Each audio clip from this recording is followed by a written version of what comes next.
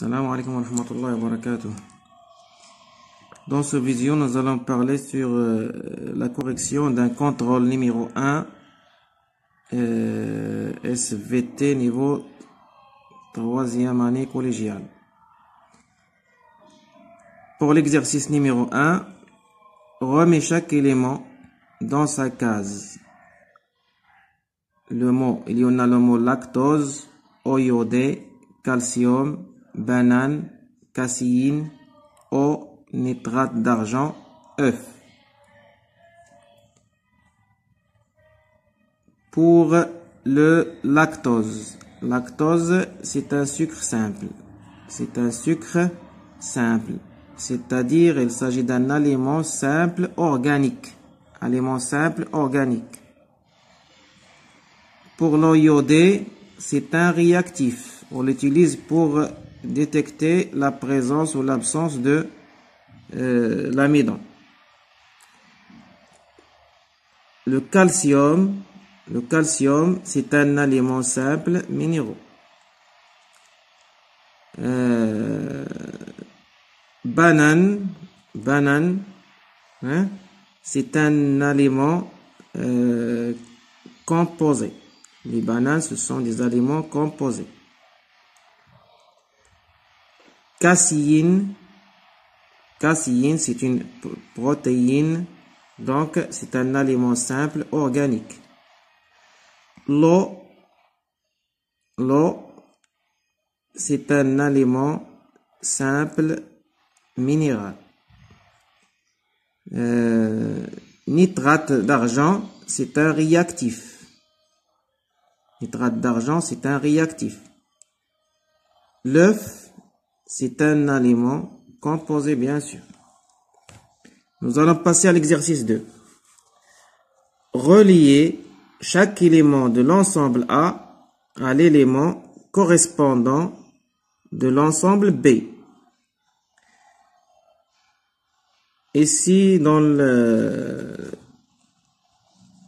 l'ensemble A, on a l'amidon, hein. L'amidon est digéré par l'amylase. Donc, on doit le lier avec l'amylase. Amylase salivaire, bien sûr. Les protides, hein, dans leur digestion participent l'enzyme protéase. Donc, on doit les lier par le protéase. Les lipides, la digestion des lipides se fait en présence de lipase. C'est un enzyme aussi.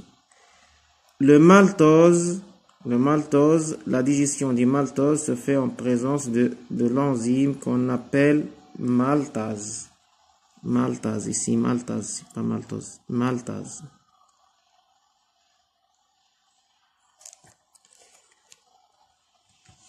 Nous allons passer à la question 2. Que représente l'ensemble A? L'amidon, les protides, les lipides, hein, et le maltose. Ce sont des aliments.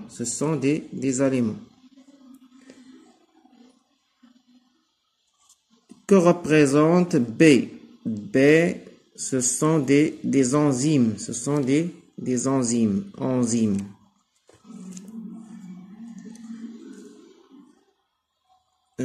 Pour l'exercice 3, le document au-dessous représente un schéma de l'appareil digestif. Bien sûr, c'est l'appareil digestif chez l'homme. Identifier le numéro de chaque organe. Pour le numéro 1, il s'agit de la bouche. Et on va écrire numéro 1 devant la bouche. Voici 1. Le numéro 2, c'est l'œsophage. Le numéro 3, c'est l'estomac. Le numéro 4, c'est l'intestin grêle. Le numéro 5, c'est le gros intestin. Le numéro 6, c'est l'appendice. Le numéro 7, c'est le rectum. Le numéro 8, c'est l'anus. Le numéro 9, ce sont les glandes salivaires. Le numéro 10, c'est le foie. Le numéro 11, c'est la vésicule biliaire. Le numéro 12, c'est le pancréas. Maintenant, nous allons passer aux deuxième partie du contrôle. J'utilise mes connaissances. L'exercice 1. Le document, c'est-à-dire ce document-là, montre la variation de la quantité de protéines le long du tube digestif. Ce tableau illustre la longueur des différents organes du tube digestif.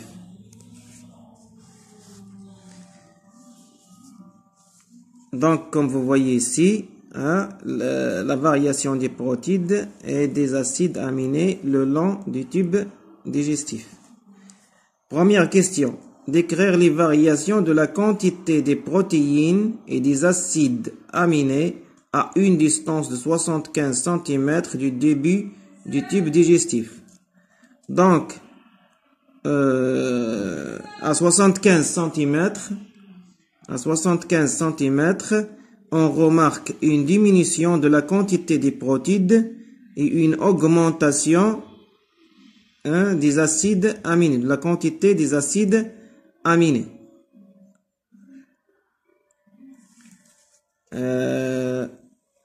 Deuxième question. Déduire l'origine des acides aminés. Donc, puisqu'on remarque une diminution, puisque la diminution des protéines est accompagnée d'une augmentation des acides aminés, on peut en déduire que l'origine des acides aminés, ce sont les protéines. C'est la digestion des protéines. En exploitant les données du tableau, déterminer l'organe au niveau duquel apparaissent des acides aminés. Donc, à 75 cm, on est au niveau de l'intestin grêle. Donc, c'est au niveau de l'intestin grêle que se transforment les protéines en acides aminés. Et à une autre vidéo, Inch'Allah.